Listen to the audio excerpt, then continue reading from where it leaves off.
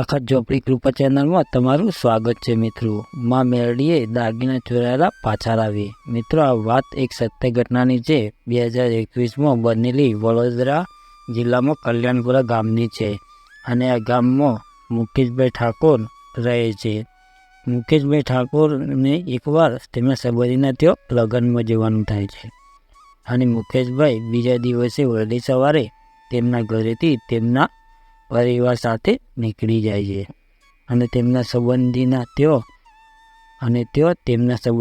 ત્યાં લગ્નમાં વ્યસ્ત થઈ જાય છે। પછી તો રાત્રિનો સમય થાય છે અને એક ચોર રાત્રિના સમયે ચોરી કરવા આ કલ્યાણપુરા ગામમાં આવે છે અને આ ગામમાં જઈ અને વિચારતો હોય છે કે કયા ઘરમાં મને રૂપિયા દાગીના મળશે અને હવે આ કયા ઘરમાં હું ચોરી કરવા ઘૂસું। આમ કરતો રાત્રિના 2 વાગ્યાનો સમય થયો અને બધી ગામની વસ્તી ભર નિદ્રામાં હતી અને આ ચોર ગામમાં ફરતો આ મુકેશભાઈના ઘરે પહોંચ્યો અને જોયું તો આ ઘરે કોઈ છે નહીં અને આ ઘર બંધ પડ્યું છે। તો હવે તો હું આ જ ઘરમાં ચોરી કરું અને જે કંઈ મળે તે લઈ લઉં। આમ વિચારીને ચોર ઘરમાં ઘૂસીને જે કંઈ મુકેશભાઈના ઘરમાં હતું તે આમ તેમ વિખેરી નાખ્યું અને તેમના ઘરમાંથી 15 તોલા સોનું ચોરી કરી નાખ્યું અને નીકળી ગયો। બીજા દિવસ ઉગ્યો જ્યારે મુકેશભાઈ તેમના પરિવાર સાથે ઘરે આવ્યા અને જોયું તો ઘરમાં બધી વસ્તુઓ આમ તેમ પડેલી અને તેમના લોકરમાં જોયું તો 15 તોલાના દાગીના ચોરી થઈ ગયા હતા અને તે બહુ જ ઉદાસ થઈ ગયા અને વિચારવા લાગ્યા કે હવે શું થશે।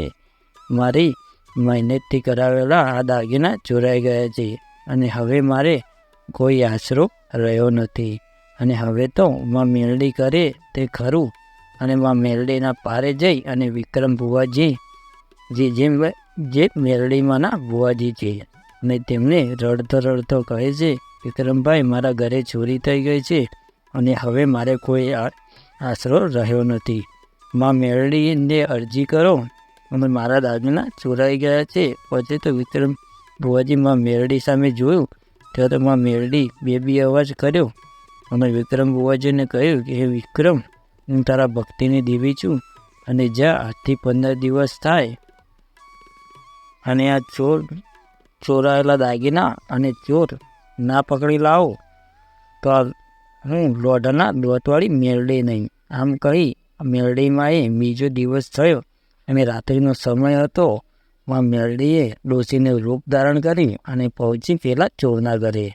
ચોરને રાત્રિના 12 વાગે જગાડ્યો અને ચોર ઊંઘમાંથી જાગીને કહે છે કે તમે કોણ છો? તો માં મેરડી ખડખડાટ હસીને બોલ્યા કે હું વિક્રમ ભુવાની મેરડી જે તે દાગીના ચોરી લાવે છે તે મને પાછા આપ।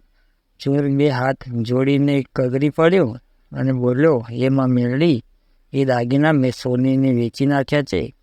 માં મેરડી બોલ્યા, આજથી 14 દિવસની અંદર જો તું અને સોનીએ દાગીના પાછા ના આપ્યા તો હું તારા ઘરે 15 દિવસે નનામી ના બંધાવું તો હું મેરડી નહીં। આમ કરીને માં મેરડી ચાલી રાત્રિના 3 વાગે સોનીના ઘરે જઈ અને સોનીને જગાડ્યો। એ સોની ઉઠ। સોની આંખો ચોળતો ઊભો થયો અને કહે છે, તમે કોણ છો અને અત્યારે મારા ઘરે ક્યાંથી આવ્યા? પછી તો માં મેરડી બોલી, હું વિક્રમ ભુવાજીની ભક્તિની દેવી છું અને જે ચોરે તને દાગીના વેચ્યા છે એ પાછા લેવા આવી છું। ભલે તે તેને વગાડી નાખ્યા હોય પણ હું પેલો ચોર બંને જો મને 14 દિવસની અંદર 15 તોલા દાગીના લઈ અને કલ્યાણપુરા મુકાને ના આપ્યા તો હું 15 દિવસે તારા ઘરેથી નનામી કાઢું નહીં તો હું મસાણી મેરડી ના કહેવાઉં। પછી તો આ ચોર અને સોની બંને મળીને વિચારે છે કે જો આપણે બંને આ દાગીના જો પાછા નહીં આપીએ તો આ મેરડી આપણને છોડશે નહીં। પછી તો બંને જણા દાગીના લઈ અને જાય છે વિક્રમ ભુવાજીના ઘરે અને વિક્રમ ભુવાજીને કહે છે, એ ભુવાજી અમને બચાવો, આ દાગીના અમે પાછા આપવા આવ્યા છીએ નહીંતર તમારી મેરડી એમને છોડશે નહીં. વિક્રમ ભુવાજી આ મુકેશ ભુવાજીને બોલાવે છે અને બધી વાત કરી છે અને દાગીના પાછા અપાવે છે.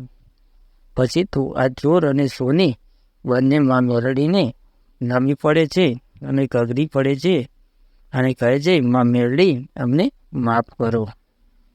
તો મિત્રો, આ હતી માં મેરડીની સત્ય ઘટના. જો તમને વિડીયો સારો લાગ્યો હોય તો અમારી ચેનલને લાઈક, શેર અને સબસ્ક્રાઈબ કરી લેજો.